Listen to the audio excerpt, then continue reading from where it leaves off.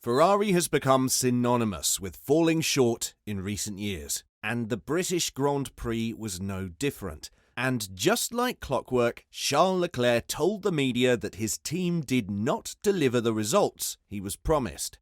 Are things ever going to change for the team from Maranello? Let's take a look in today's video.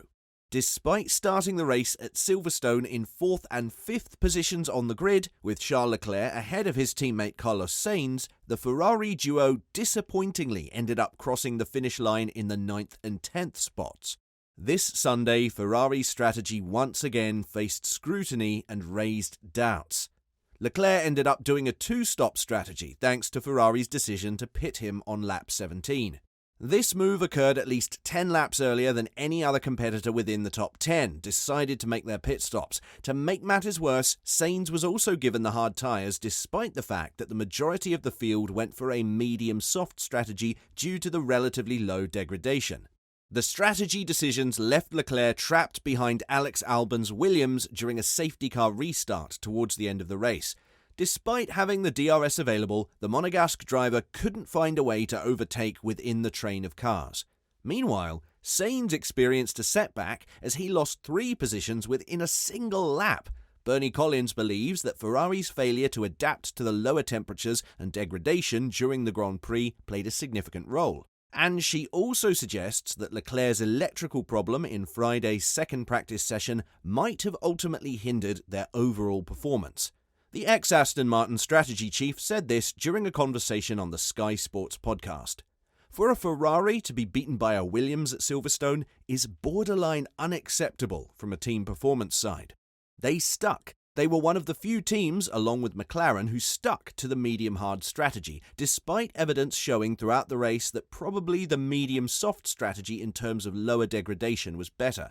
And I tried to find reasons from my strategy head as to why. Why did they stick so strongly to that strategy? And there was a few contributing factors for me. So one is Leclerc didn't do any running on Friday in the FP2 session, so they've no long run data. They were down to 1 car getting long run data on new constructions, and instantly on Friday, for Carlos, there was very high degradation on the soft when you compare it to someone like Mercedes. I think we've spoken many times in the past about this high deg that Ferrari seemed to be carrying, and that was evident on Friday, and that maybe scared them away from the softer compounds in the race despite evidence from others. They were also worried about both Ferraris were running with both Mercedes directly behind, and at one point they've given them the gap of the car behind and trying to say you need to maintain this gap in order to be free from undercut risk. So they were very concerned about being undercut by both Mercedes, which I think is why they forced Leclerc in particular to go early. And that forced the hard tyre because you have a longer stint to do. So there was a few little knock-on things there.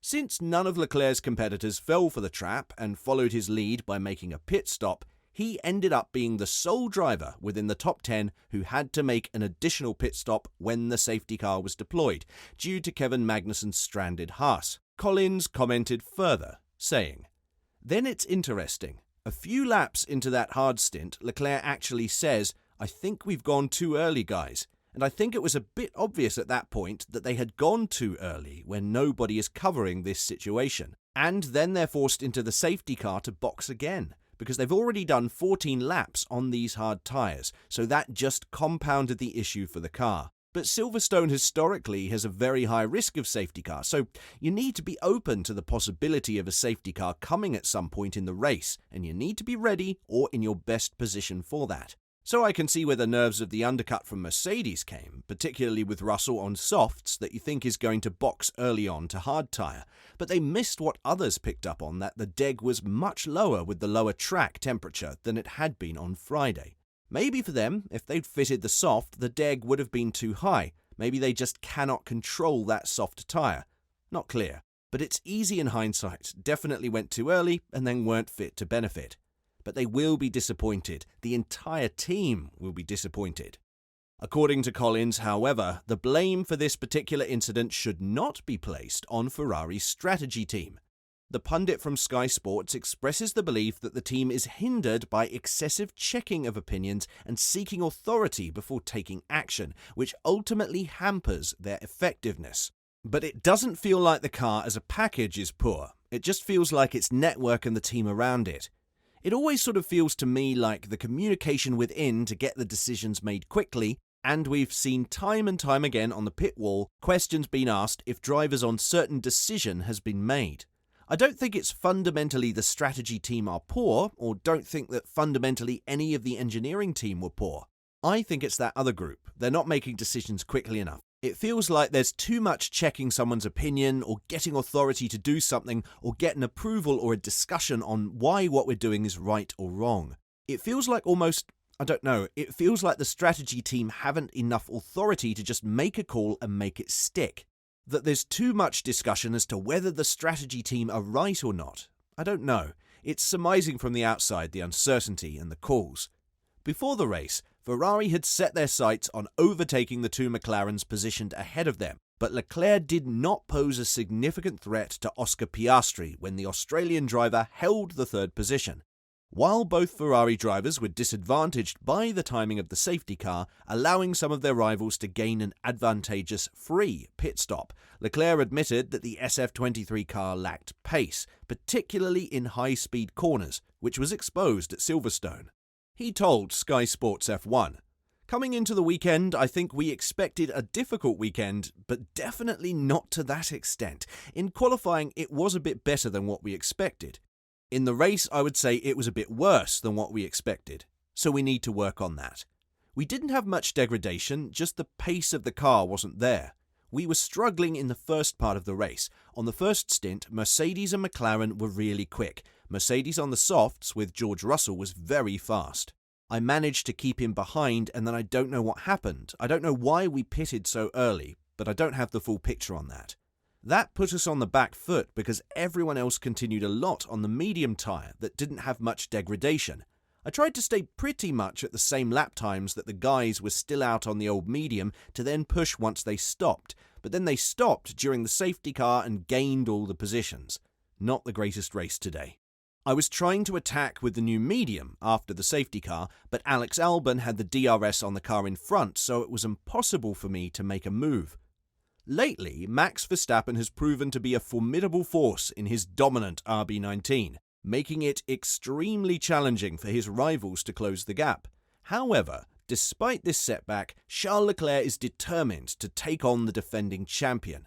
To do so, he is counting on support from Ferrari, particularly with the recent influx of updates and improvements to their car. In addition to grappling with the subpar SF23 car, Leclerc is also burdened by Ferrari's persisting weakness, their strategy. The team has squandered valuable points this season due to miscalculated strategies, and disappointingly, it appears that they have not learned from their mistakes from the previous season. Despite experiencing frustration caused by this very issue, Leclerc remains determined to bounce back and take on the challenge posed by the two-time world champion. The 25-year-old was captured discussing Red Bull's dominance, but he also disclosed his own goal, saying, "Red Bull is a bit too quick, but if there's an opportunity, count on me. I will go for it. My mentality has always been to push at the maximum and not leave anything on the table." Ferrari still hasn't figured out how to maximize Charles Leclerc. Is the Monegasque driver wasting his time with the team he dedicated his career to? Tell us what you think in the comment section down below. And, as always, don't forget to like and subscribe to the channel if you haven't. Thanks for watching.